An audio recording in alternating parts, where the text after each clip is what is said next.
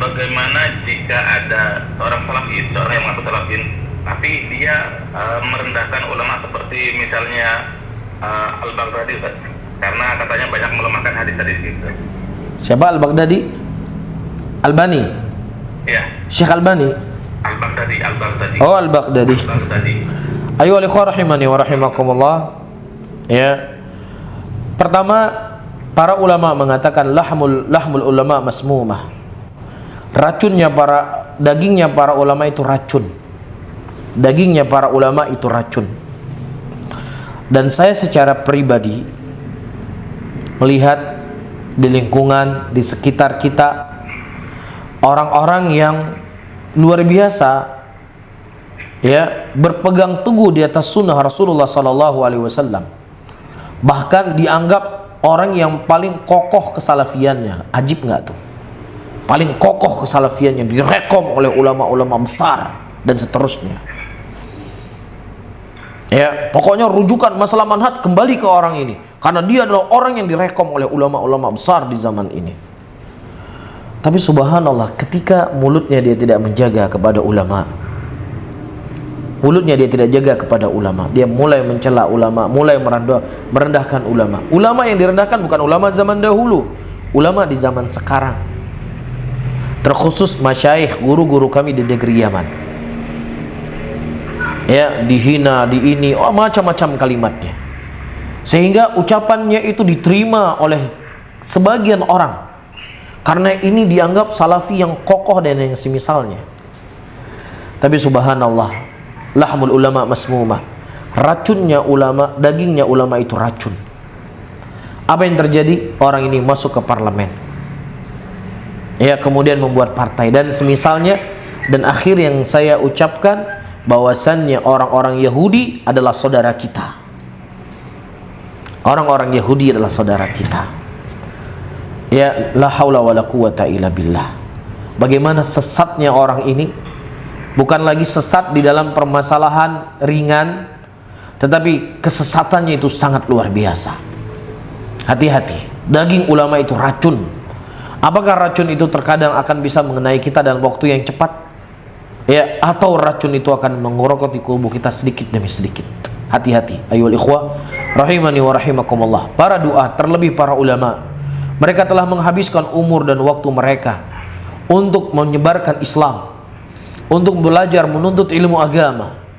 Dan setiap apa yang mereka menghukumi sesuatu, terkadang itu adalah apa yang mereka bangun di atas kaidah-kaidah ilmu yang mereka ketahui, yang kita terkadang belum sampai ilmunya di situ. Saya contohkan. Ya, hadis tentang tahrikul asabi'. Ya, tentang menggoyang-goyangkan jari jemari tangan ketika kita tasyahud, kan seperti itu. Syekh Masyayikhul Yaman, di antara Syekh Mukbil berkata, kalau seandainya tidak ada hadis ini, seandainya hadis ini tidak syadz, seandainya hadis ini tidak lemah, maka tidak ada hadis lemah di muka bumi ini. Kan seperti itu kata Syekh Mukbil.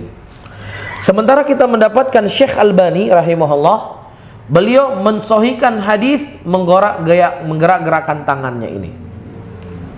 Ketika kita belajar mustalah, kitab awal dari kitab hadis, kita akan mendapatkan haditsun syadz mukhalafatur rawi ad-dhaif ala man huwa aula min, mukhalafatur rawi maqbul ala huwa man aula minhu.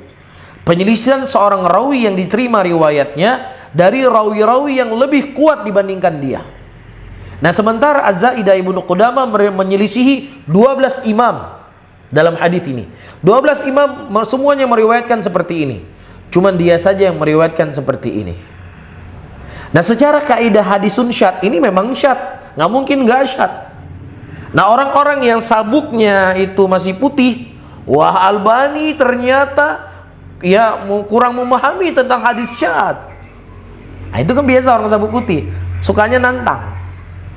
Dan begitu, komentar sana, wah ini saya sudah melihat, ini hadisun syadz, nggak mungkin ini nggak syadz. Ya biasalah, Albani juga kan manusia, bisa salah bisa benar. Padahal ayo ikhwah sedikit, Syekh Albani beliau berjalan di atas thariqah Al-Hafidz Ibnu Hajar dalam masalah ini, di mana Al-Hafidz Ibnu Hajar membuat sebuah kaidah dalam ilmu fikih atau dalam ilmu hadis.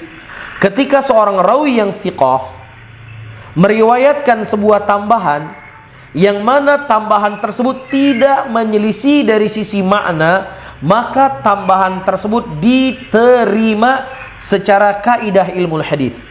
Perhatikan baik-baik. Para imam 12 yang lainnya, mereka meriwayatkan isyarat seperti ini, tidak digoyang-goyangkan. Paham? Zaidah ibnu Qudamah, beliau meriwayatkan dengan menggoyang-goyangkan tangan. Nah, secara kaidah menggoyang-goyangkan tangan masih isyarat atau tidak? Masih isyarat atau tidak? Dia masih disebut sebagai isyarat. Karena begini isyarat, begini juga masih isyarat. Sama-sama isyarat. Nah, ketika dia sama-sama isyarat, tidak saling menafikan, itu tambahannya diterima oleh para ulama. Faham di sini? Nah, kita yang baru belajar kitab Baiquniyah, wah ini Albani masa nggak ngerti tentang hadisun syadz? Karena memang ilmu kita masih sabuk putih. Faham di sini? Dan itu juga kemungkinan yang terjadi kepada Khatib Al-Baghdadi rahimahullahu ta'ala. Khatib Baghdadi menulis kitab Tarikhul Baghdad, puluhan jilid, yang beliau menceritakan semua ulama-ulama yang masuk ke negeri Baghdad.